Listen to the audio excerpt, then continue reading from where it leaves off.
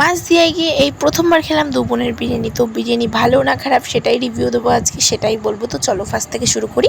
ফার্স্টেই আমরা ট্রেনে করে চলে যাচ্ছিলাম রানাঘাট স্টেশনে, কারণ আমাদের এক্সাম পড়েছিল মাছদিয়াতে।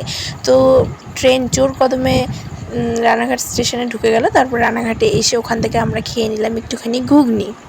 তো ঘুগনিটা মোটামুটি ভালোই ছিল। তো খাওয়া দাওয়া করে নিয়েছি, কারণ আস্তে আস্তে প্রায় 2-3টে বেজে যাবে।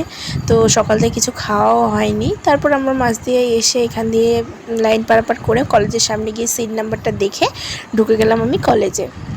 তো যে যার যার রুমে ঢুকে গেছে, আর আমিও চলে আসছিলাম আমার রুমের দিকে।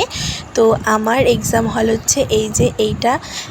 তো আমি এত বিচ্ছিরি একটা জায়গায় বসেছি, কি আর বলবো, যাই হোক বাদ দাও। তো এক্সামটা মোটামুটি ভালোই দিয়ে তারপর বেরিয়ে চলে আসলাম। আজকেই আমাদের এক্সামের লাস্ট দিন ছিল।